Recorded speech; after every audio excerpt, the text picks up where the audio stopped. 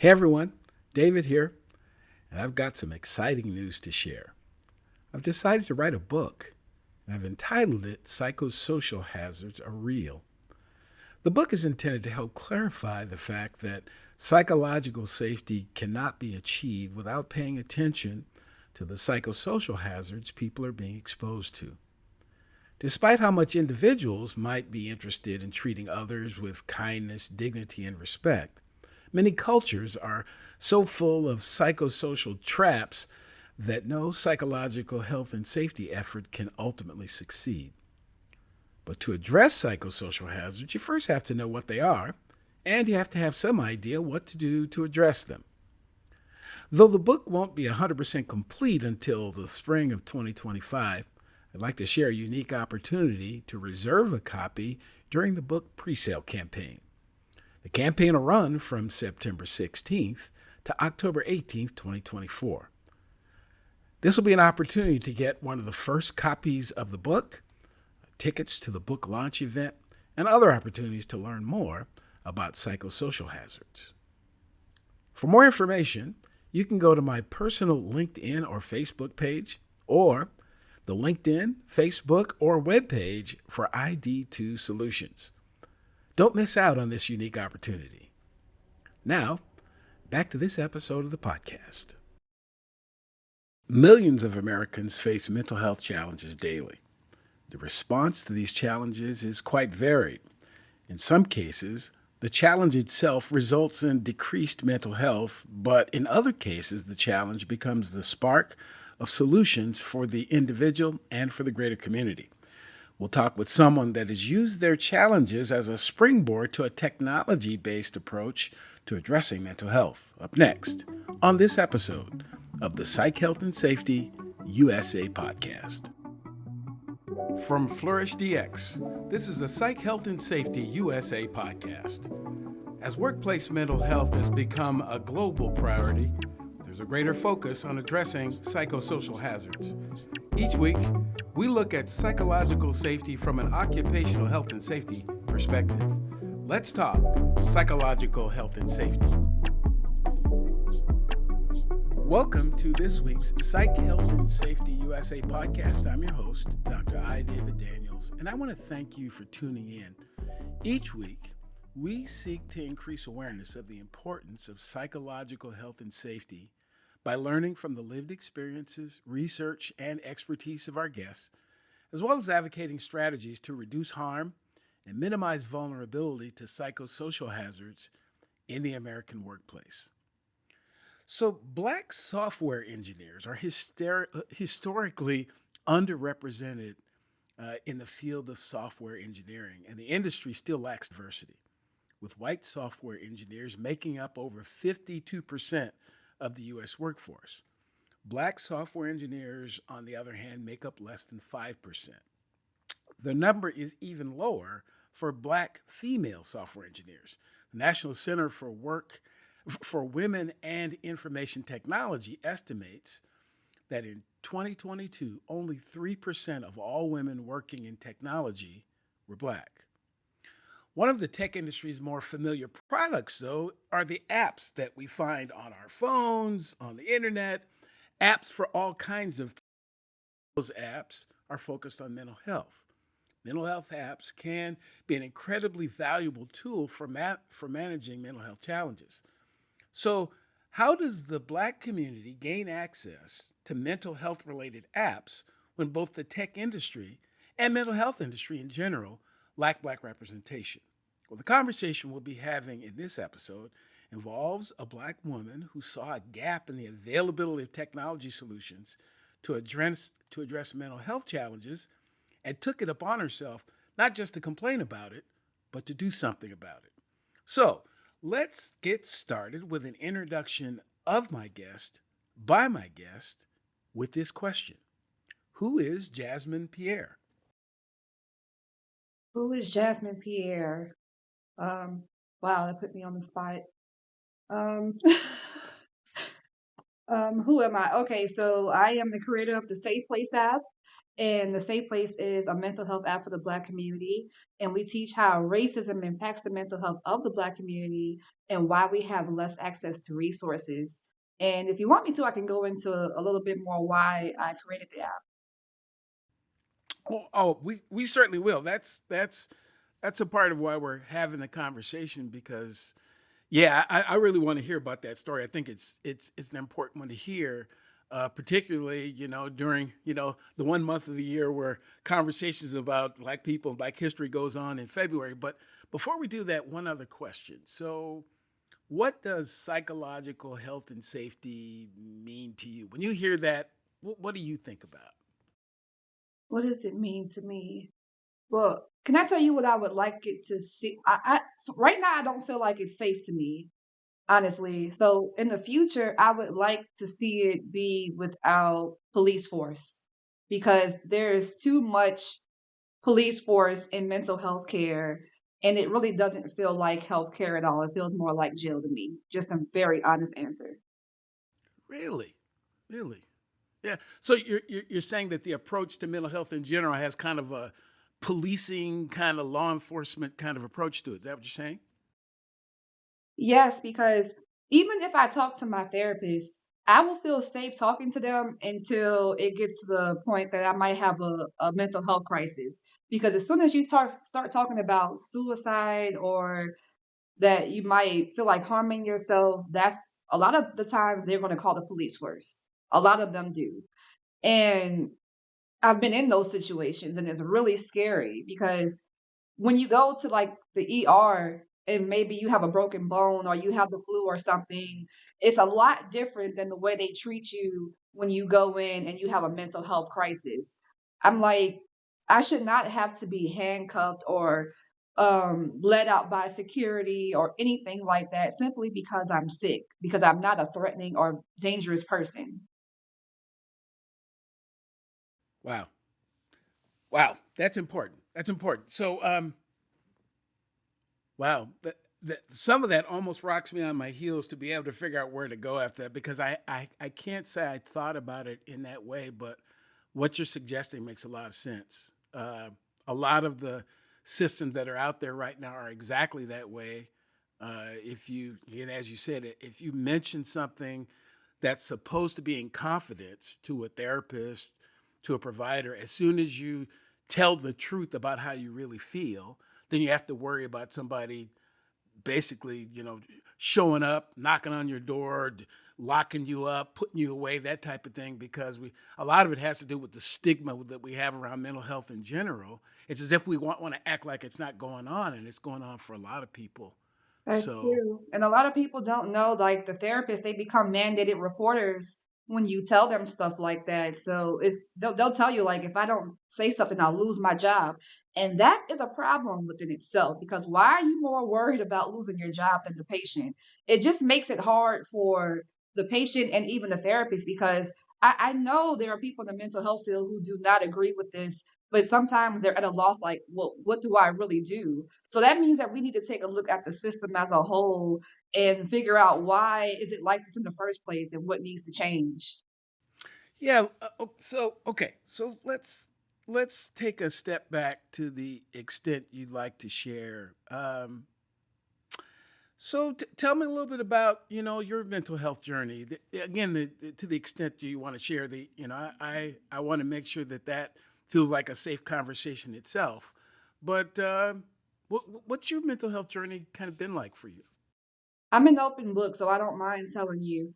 So I was molested as a child by my brother and my stepsister.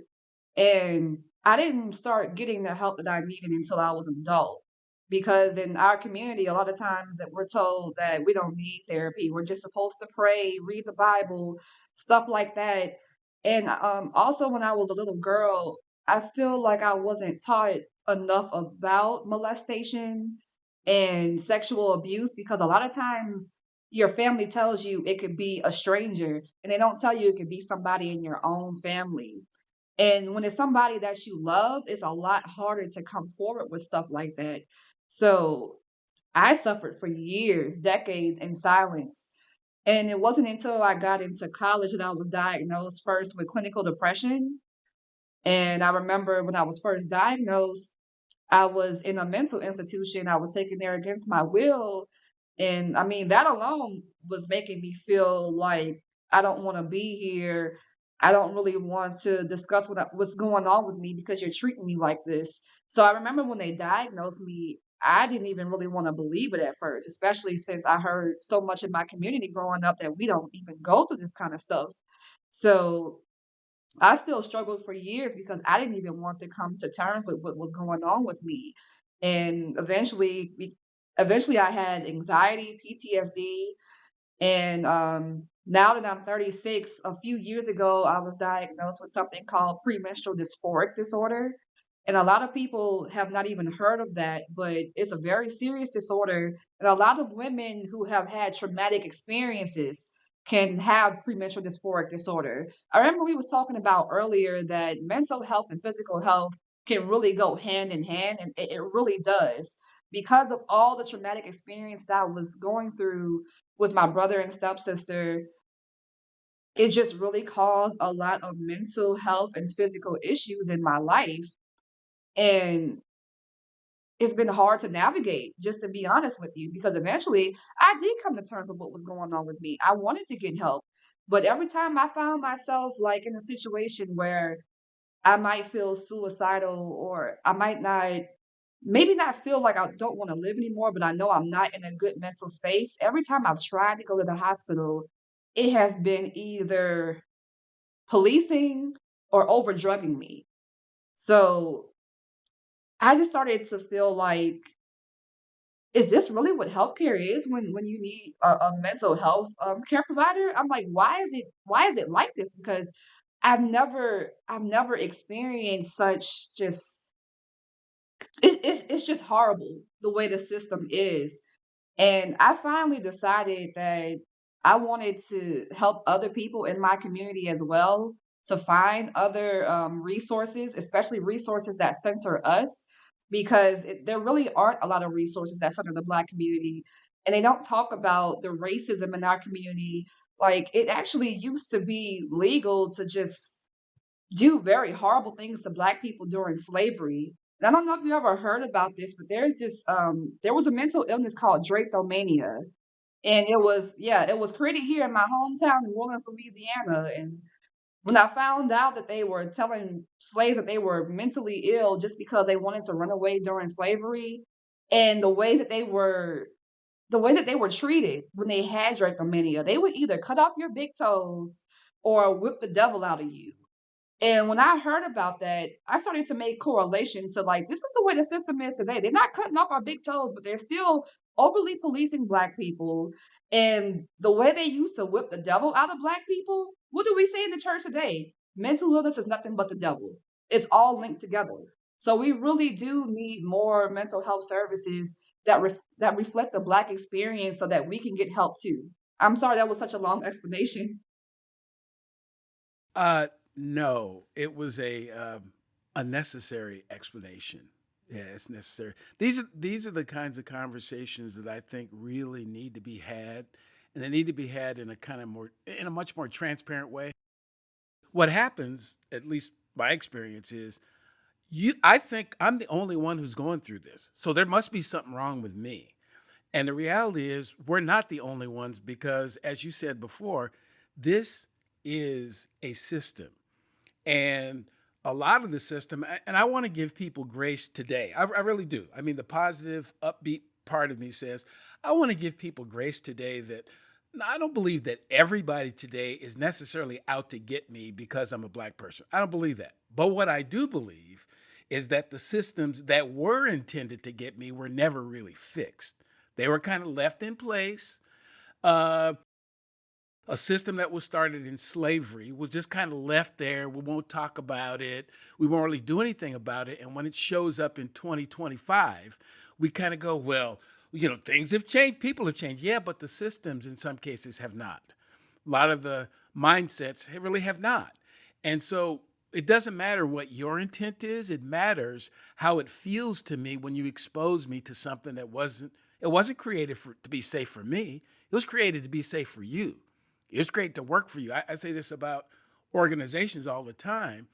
A lot of organizations right now that are stressing people out, that are really difficult to work in, they were designed to be that way. And to be that way, particularly for certain people. As long as you were the person who started it, it's great for you. It's just not great for anybody else. And that's why people leave. And this is where this conversation about psychological health and safety comes up. You can't create a psychologically healthy and safe place for somebody that you don't know anything about, that you don't care about.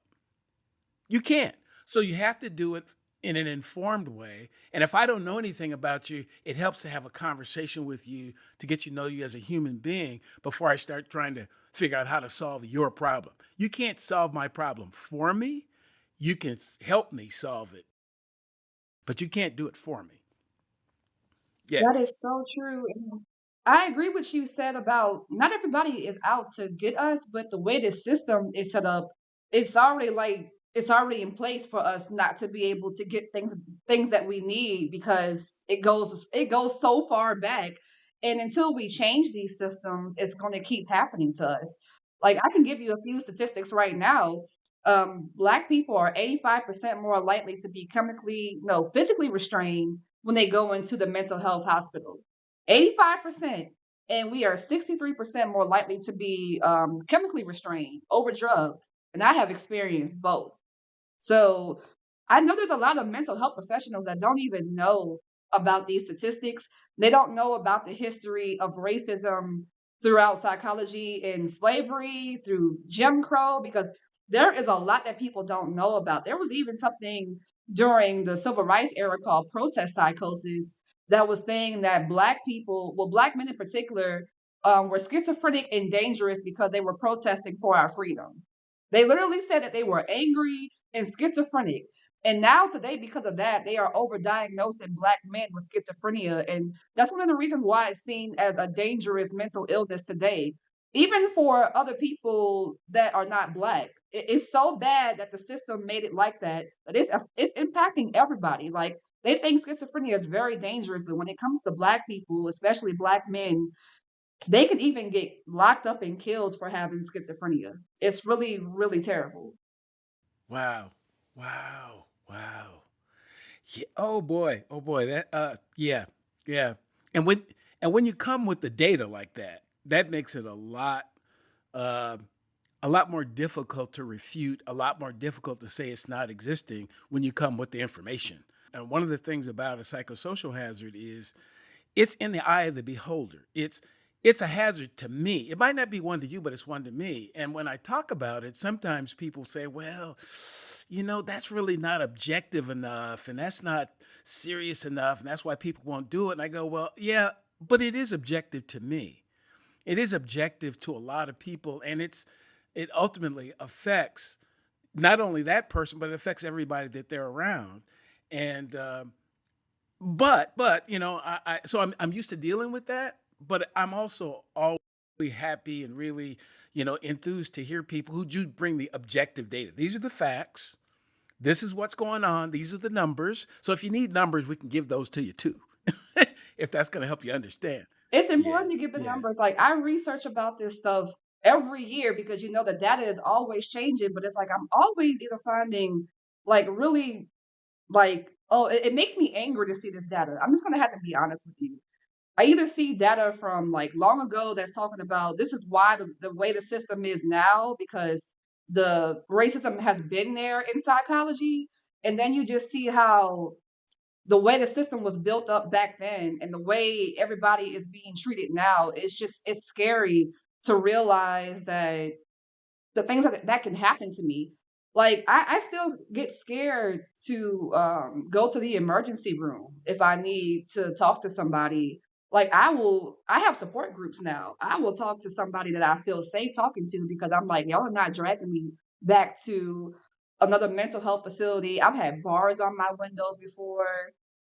They treat it like jail. Like some people don't know. Some of the furniture in those mental health facilities are the same furniture that's in jail. It's like a lot of it is very similar.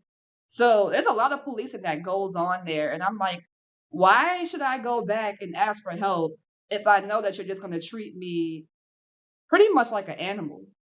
I'm not going to let them do that to me in this system. And that's one of the reasons I have the Safe Place out. It's not just for Black patients, it's also for these mental health professionals to learn this history in this system and to do better because they need to do better. Do you need more psych health and safety in your life? Then head over to the Flourish DX Academy for several free on-demand e-learning courses.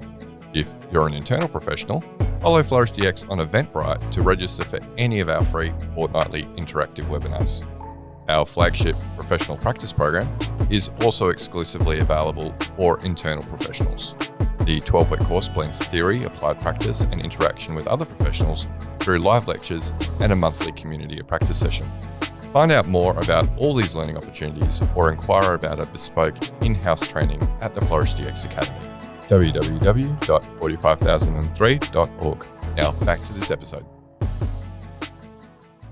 So when you originally mentioned the issue around policing and mental health, I don't think I really necessarily grasped what you were saying until now you've discussed some of what your experience has been.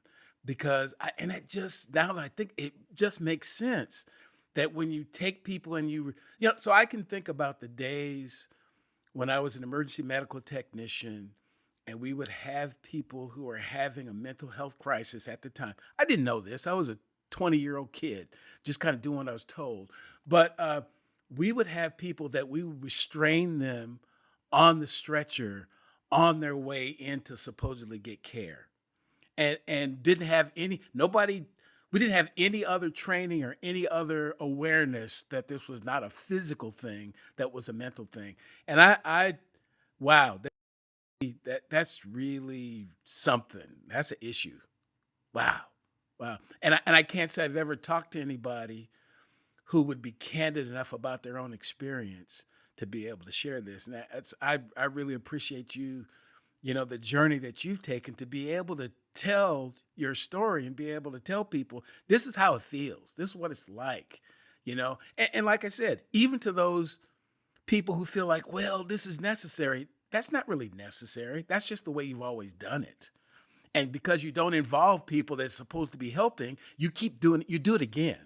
It doesn't have to be necessary. It really I've been restrained before. And it wasn't because I was going into the hospital. They were transferring me I was in the ER and they were transferring me to a mental health facility. And I just remember like they had to restrain me and I was so embarrassed having to because everybody's seeing this and I'm like, I shouldn't be treated like this. I'm literally here because I just feel like I don't want to live. I'm not trying to hurt anybody. And that's another thing. They think that people who are suicidal in general, just because you feel that way, that you can be a danger to somebody else. You're not always a danger to somebody else. People who have mental health disorders, people who feel suicidal, we're usually more a danger to ourselves than anybody else. There's a lot of data out there that people just don't read about, and they see the stuff on the news that's scary about mental health, and that's what they run with. So most of the people that you're going to have coming in for a crisis, they're just everyday people that need help, and you're restraining them, and you're doing these horrible things to them, and then you think they want to come back for help? This is why the system is so messed up now. Wow. Wow. Yes, just the words that suicidal and homicidal are not the same thing. They're not. They're just not. They are not the same thing at all.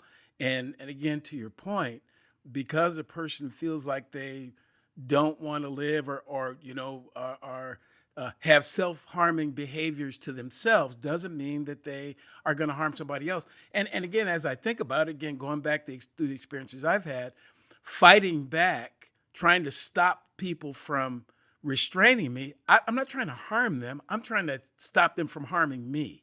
It's kind of a protective thing. I don't want to be strapped down and, something so I can't speak.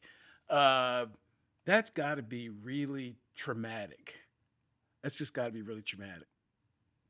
Wow. Wow.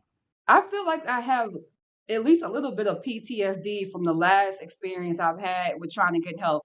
This was like 3 years ago during one of the storms here in New Orleans. Like it was hurricane season, so we all had to evacuate. I think this was Hurricane Ida, and we weren't going to have lights in the city for like 2 weeks, so everybody had to leave. And I was trying to get out the state, and they had buses to help us leave, but we had to stop briefly to a shelter. This was in a place called Alexandria, Louisiana. Never been to this part of Louisiana before in my life. I just knew that it was a stop there, and I was going to Texas, so I was talking to the staff because they were going to stay there for the night. I was really having a bad time, and they had medical staff at this shelter, so I felt like, okay, maybe I can just talk to somebody, and I'll be okay to get to Texas the next morning. So I'm talking to them. I'm letting them know that I'm not trying to harm myself or anything like that because I know how the system is. But I do need some help right now. I need somebody to talk to so we can avoid me, getting to that point. I don't want to get to that point. I just need help. They snuck and called the police on me. They had me handcuffed. And this white police officer was very forceful with me. I really have some PTSD behind this situation because it was the middle of the night. This was a place I don't know. They're taking me to this mental health facility I've never heard of. And I was just lucky when I got there that I had a doctor who listened to me. I'm sorry, I'm not trying to get emotional. He listened to what I had to say. I told him the whole story. He's like, you should have not been treated like that. You didn't even say that you were suicidal and they just brought you in here like this. And he even called the facility and said, why did you bring her here? They're like, well, she's so angry and stuff. I'm angry because you got a police officer and you had him come and get me and take me away for no reason. He's like, she has a right to be angry. It's like they were trying to label me as the angry Black woman because I came in there all upset. I had a right to be upset. I was very calm with everybody before they called the police. But I'm like, afterwards, all I have left is my voice. Of course I'm mad. Of course I'm going to tell you that you're wrong and you shouldn't treat people like this. And because I advocated for myself, the doctor let me go. This has never happened to me before. Usually they're going to evaluate you until they're going to, let you go on their own terms. But he listened to me and he's like, I'm going to let you get to Texas and do what you need to do. And I was still sick for maybe a whole week after that experience. I was throwing up, stomach pains, just flashbacks about what happened.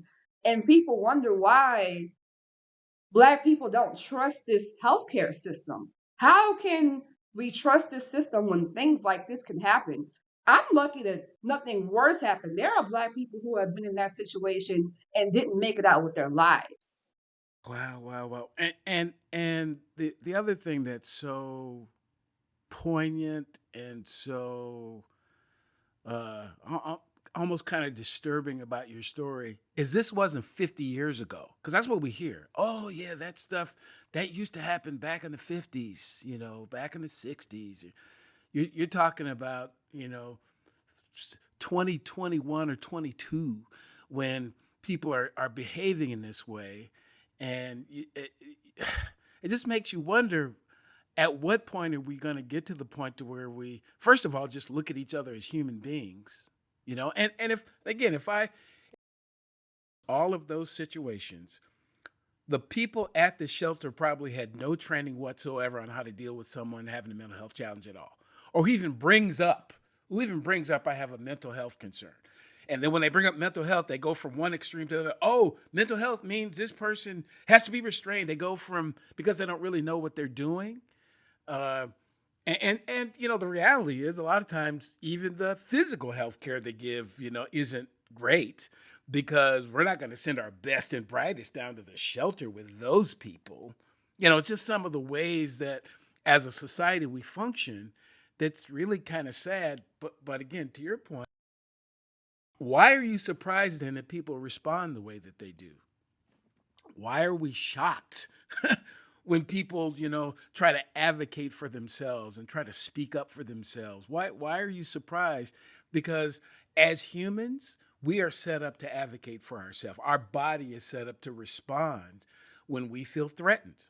You know, so a threat approaches our body, our amygdala, that part of our brain fires up and says, look, that's bad. That's going to hurt me. That's going to harm me in some way. And I have to respond in some way. So it uses whatever it has at its, whatever information we have, whatever tools we have, because it's trying to protect us.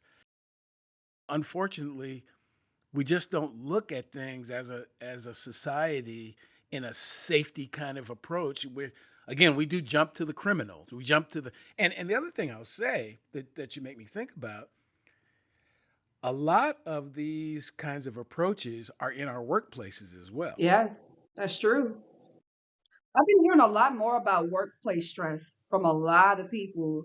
So yeah, even that was hard navigating as well, having mental health and also like having to work at the same time because there were a couple of times where like I wasn't doing okay mentally and I'm like, I still have to work. I can't tell them what's going on with me. I'm worried if I'm going to lose my job because some people are like that. They don't want somebody on the job who has mental health disorders, or they're just going through suicidal thoughts, even though they probably don't know a lot of their staff go through stuff like that, but they're not educated or trained on it. So I mean, I've been taught like you really, I mean, years ago I was taught like you don't tell people stuff like that at work. You don't tell them that you're going through mental health challenges or a crisis. Like you just don't do that kind of stuff. So it made it a lot harder for me to work sometimes because I would go in and I might not be having the best mental health day and I might mess something up accidentally. And they're just thinking something is like, why is she doing this today? And not thinking maybe something's wrong with her. So it's a lot that goes into it. Yeah, yeah. I mean, if you think about that on the physical side, there are a lot of people at work who have high blood pressure and who have diabetes and who have uh, heart disease and who have arthritis and who have all kinds of things. I mean, human beings have illnesses. Human beings get injured. Human beings, and it's not always physical all the time. And the systems that we have to address physical injuries are times lacking. The systems we have to address psychological injuries are just even worse. I mean, so there's a concept called moral injury, where a person is asked to do something that really is adverse to their values. It's difficult for me to do this kind of thing, but sometimes the workplace isn't safe enough for that person to be able to say, for me, it's really difficult for me to do or say this thing. And you're simply told that you have to do it. It's your job. And if not, you're going to be fired or disciplined. When what we should be doing is to say, it may be difficult for that person to do it, but maybe we have somebody else who can do that thing and it isn't as stressful for them. So you just read the work. So it's safer for everybody. So it's more effective for everybody. So everybody can keep producing and keep the organization functioning and not going, well, Jasmin can't do it. There's something wrong with her. No, there's not anything wrong with her. There's something wrong with your process.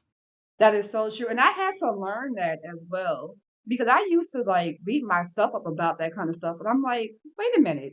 This just means, and I'm glad you brought up other illnesses too, because it's not even just mental health, it's physical health too. These jobs really don't put anything in place for people who have disabilities, illnesses. And it's kind of strange to me because a lot of us do. And as we get older, a lot of us are. So it's like if you're not able-bodied fully in the society, they just want to kind of toss you to the side a lot of times, and it's not okay. And it's one of the reasons I'm so open about talking about my experiences because some people also think just because you go through these things that you can't achieve things like I've been called stupid before for going through depression, PTSD, anxiety, and I'm just like, no, I'm not. I'm a very smart, educated woman. I have just been traumatized by sexual abuse and I go through things. That doesn't make me less of a person. And it doesn't make anybody else less of a person, no matter if they have something else that's going on with them. It doesn't make you less of a person to have a disability. And I hate that people feel that way in society because I was taught as a little girl that we all matter. We're all, even if we're not able bodied, Like those people, they still they have lives and they matter and they should be loved and respected just like everybody else. So I just don't understand why people have to treat people like this in society. It's not okay. Yeah, I agree. It's definitely not okay. And, I question, so people who say that folks with issues unquote stupid, even the idea about being disabled. I just think people have different sets of abilities because there's some things I'm really good at and there's some things I'm not good at all. Period. And there's some things I probably never will be good at. And some of it because I don't want to, some of it because I don't have the experience or background or whatever it is, but it doesn't make me less of a human being, it just makes me a different kind of human being. And again, too many of our systems and institutions were created by a small subset of society. Most of the time in the United States, that subset was the person was cisgendered male.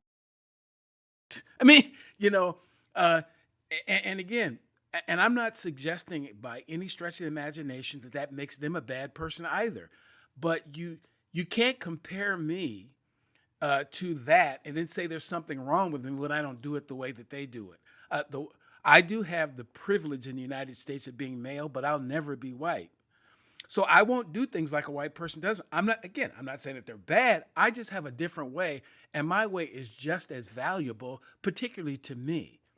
And so we should be able to do it again if the goal is to get from New Orleans to go to Los Angeles. Why does it matter how we get?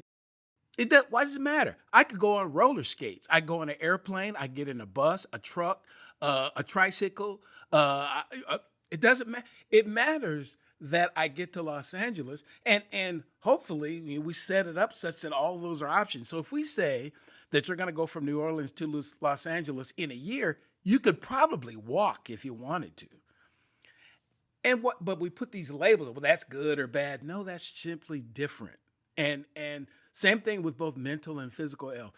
Because of our lived experience, because of the life that I've lived and the things that I was exposed to, my experience is just different than yours. I was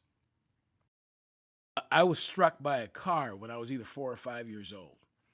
It's the only time, other than when I was born, I was in the hospital. And I have limited memories about what happened. The thing I remember is I remember the car hitting me, and I remember waking up in the hospital. And again, in the process of writing this book, I thought about the fact that a few years later, I found myself in the third grade wanting to be a crossing guard. And I don't know if those are attached, but I think they probably are because there wasn't anybody there to protect me from the cars. And as I got a little, I'm still a kid and I wanted to do something to be able to protect people from traffic. It's little things that may not mean a whole lot to you, but they just mean something to me. And I think as human beings, we should value the fact that people just see the world different. And how do we, create an environment where it's okay for people to feel the way they feel? And then how do we help them, both adjust and be safe in this environment that we're in? That's what it's about. It's not, again, I just resist this notion to suggest there's nothing wrong with people who have mental health challenges. It's just different from me. That's all. It's just different from Right? me. It's just different. That's what a lot of people just need to understand. It's just different. Because I think a lot of the ignorance I've had towards me in the past is because they were just ignorant on the subject. Because I honestly feel sorry for people that think that way. Because honestly, mental health can happen to anybody. Anybody can have a traumatic experience and the next day they have PTSD. Anybody could lose somebody they love and have depression. So it could happen to anybody. So anytime somebody is like, "Oh, that's just for crazy people," or "They're just stupid," I'm like, you just don't understand. You just need more education. That's all. Yeah, you do. You do. So tell me about the Safe app. I want to know more because, like I'll tell you, I heard you speak on a LinkedIn live session with my My friend Dr. Juliana Ramirez, she, brought you on, and you all were talking about this app that you create. I go like, I've got to talk to her about that. So tell me about the Safe app and where it came from and how it came into being. So the Safe Place app came into being about 2017, and that was around the time that I had already been a mental health advocate for some years, but I started seeing like the real racial disparities in mental health care, not just from my research, but also going through it myself. And I just remembered how I was treated as a little girl too, just hearing about that Black people don't go and do that. We pray, we go to church. And so I told myself, like, we need something. We need something for us because I've seen other mental health apps, and I mean they're cool, but it's like I don't see many that talk about the Black experience or the racism in psychology because uh, there's so many people in the mental health field that still don't know about racism in psychology, like how bad it is. So I wanted to create something that was both for Black patients to come and feel safe, getting resources. Um, we have a chat feature now that's called suicide support equals no cops, and that's specifically for Black people in the app who want to just maybe chat with other people who might feel suicidal instead of like going to the hospital because unfortunately for a lot of us it's dangerous and they don't want to be treated the way they are. So I'm just trying to create the resources that I wanted to see growing up. So besides that chat feature, we have a lot of educational information for mental health professionals to learn about some of the stuff we've been talking about this whole time, just the statistics that deal with racism and mental health and how they are killing Black people in the system who need help. Also, we have a lot of articles that focus on Black mental health. We have inspirational quotes for people to just go through in case they're having a bad day. We have a lot of other chat support groups in the app as well. Say if somebody is in the church and they need mental health support, because there's a lot of I've been through this myself where they're just like, "Oh, you'll be okay. Just pray about it and stuff."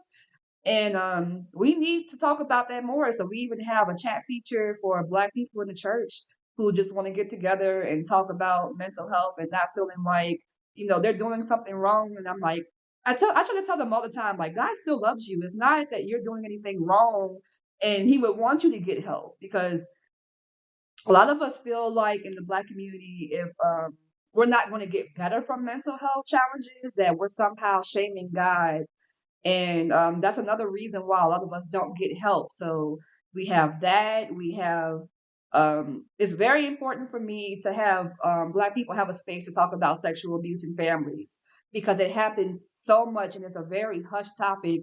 Like I just said, I didn't start talking about it until I was in my 30s. And it can be very difficult for other people to navigate because sometimes family don't want to believe that this happened and they're looking for resources. So we have that. We just have a lot of different support groups to help. Also, if they're looking for a therapist, um, we have a lot of different resources in the app just to make sure that Black people have a better experience finding mental health support, and also for the mental health professionals to just get more educated.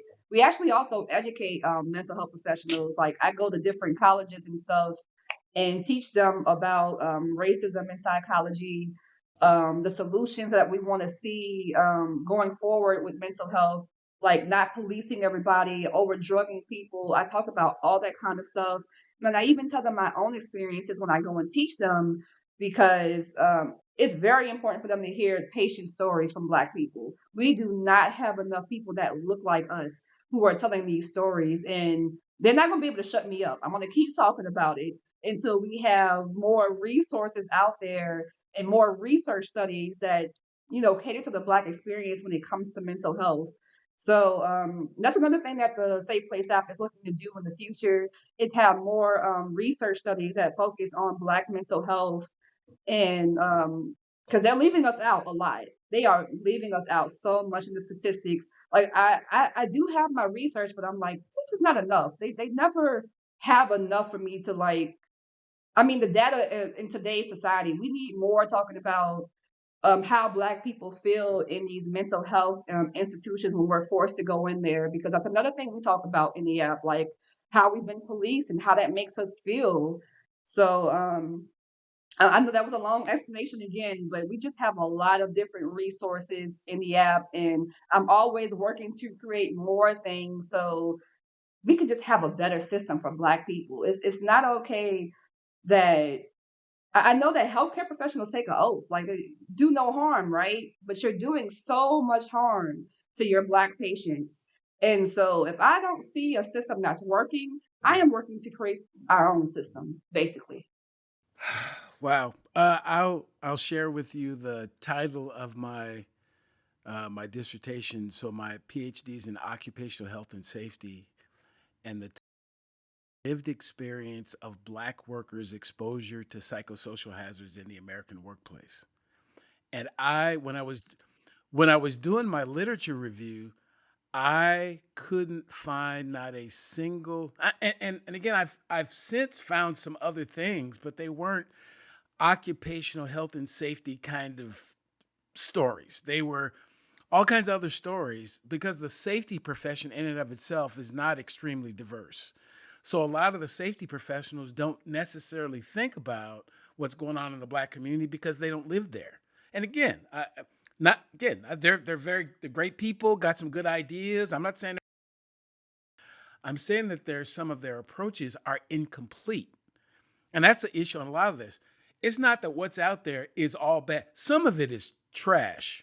I got to be honest. I mean, some of it is. That yeah, that research out there that suggests somehow that was done to justify slavery. That said, that Black people's the head because of the shape of our head and all that kind of stuff that we were less than human. And oh yeah, there's a whole body of research out there that was done in the late 1800s, early 1900s, and it was research to justify that Black people weren't really all that human, so slavery was kind of okay.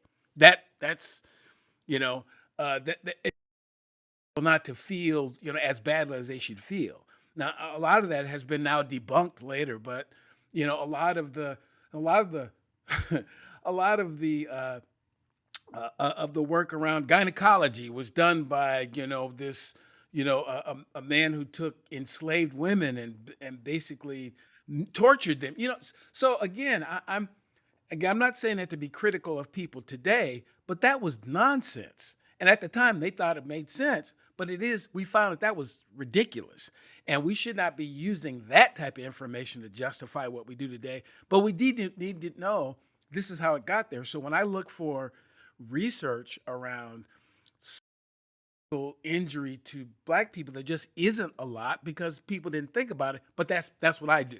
As I try to help people understand is that a psychosocial hazard for a Black person and for a white person are probably going to be different because of their lived experience. And they're both valid.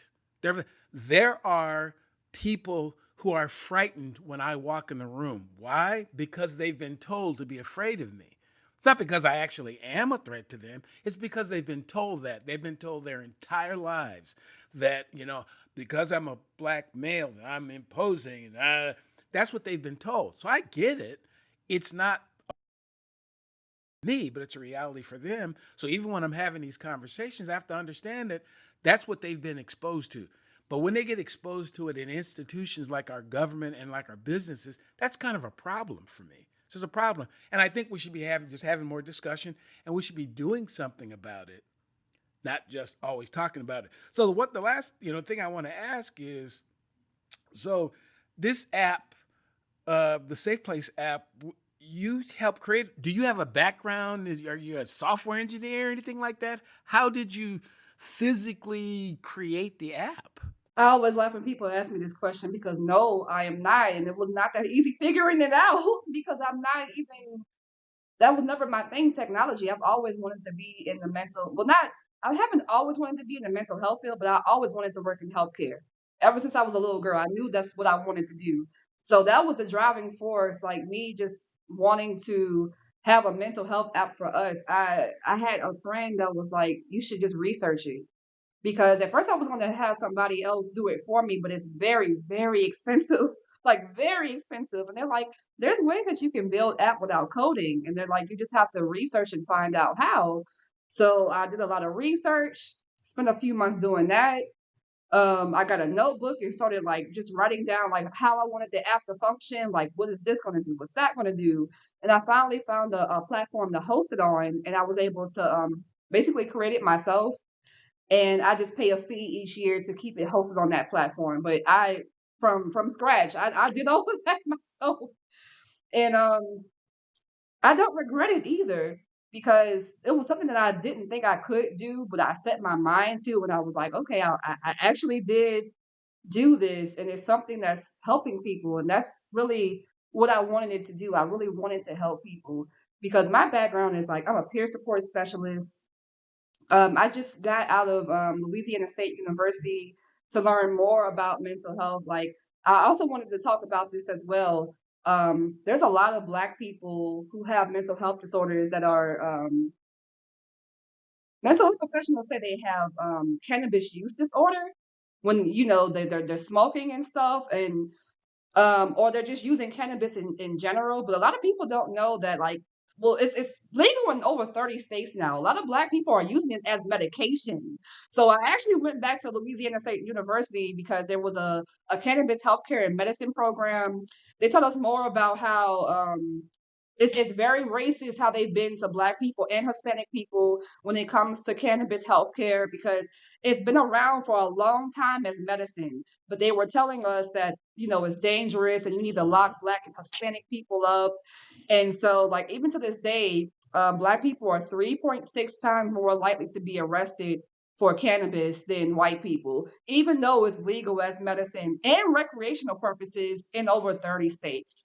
So, I thought it was really important to go back to school for that because that's an area that I feel like a lot of people still don't pay attention to in mental health. Like they're just saying, oh, you just have a substance abuse disorder. Well, really, a lot of times they're stressed out, they're using it as medication, and a lot of times they're not even over abusing it. A lot of people don't know you don't even have to get high to use cannabis as medicine. A lot of people are just trying to help physical and mental ailments that they're going through, and they're just trying to get through that. It's just like they have pharmacy medication. I'm not against that either. Like some people just need something to help them, but policing people over it and just the statistics that I still I'm researching about how Black people are treated who are using it as medicine. It's not okay. So I recently graduated for that as well because I want to decriminalize this. It's not okay what's going on, and we need more people to actually speak out about that as well.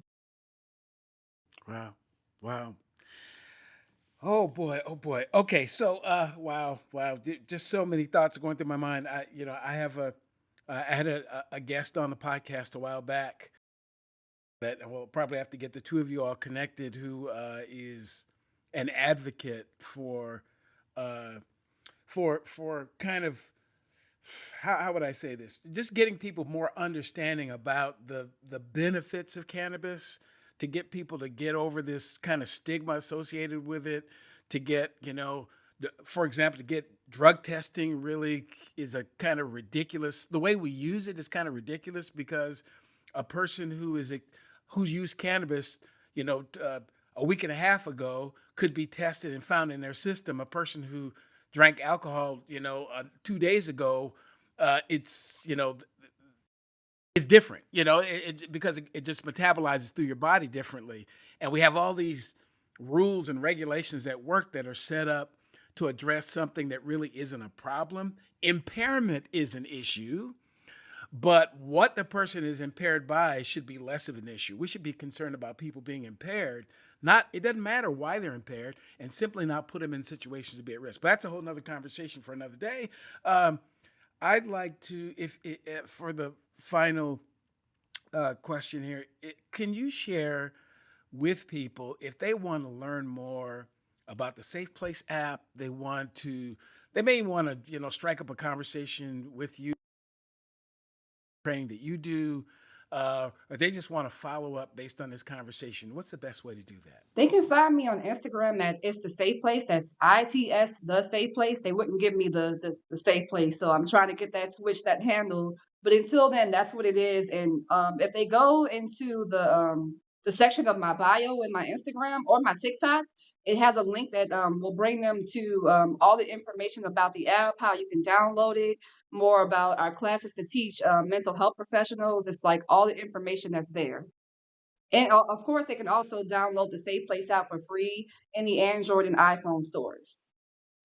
Wow. Well, thank you so much. As I often share with with folks who both are listening to the podcast and the guests, a lot of this is bordering on therapeutic for me. I got to be honest. It's just so refreshing to hear people share their stories and be really honest about what really happened and not the stuff that gets, but this is the real deal. This is what's really going on, because the only way we're going to address real challenges as human beings is to first acknowledge that the challenge exists. And that's the issue. Got to be real about this is what's really going on. And, and when we say what's really going on, for everybody who's affected, not just one group.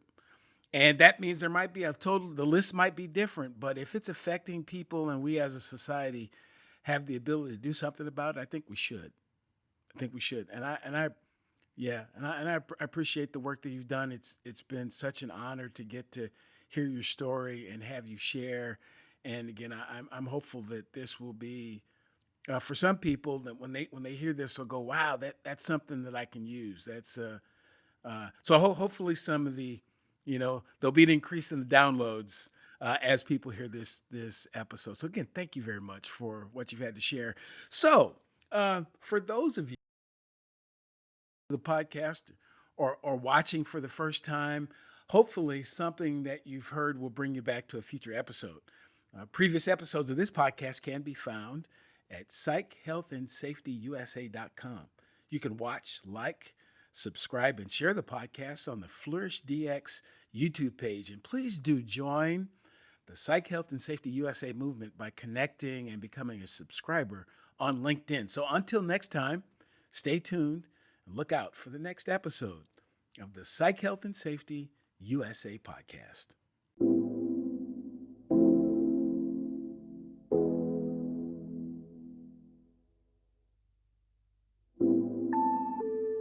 Tune in each week for new episodes of the Psych Health and Safety USA podcast. If you have a story or know of one that needs to be told, reach out to us on LinkedIn or send an email to david@id2-solutions.com or go to the Flourish DX website at flourishdx.com. We'll see you next time.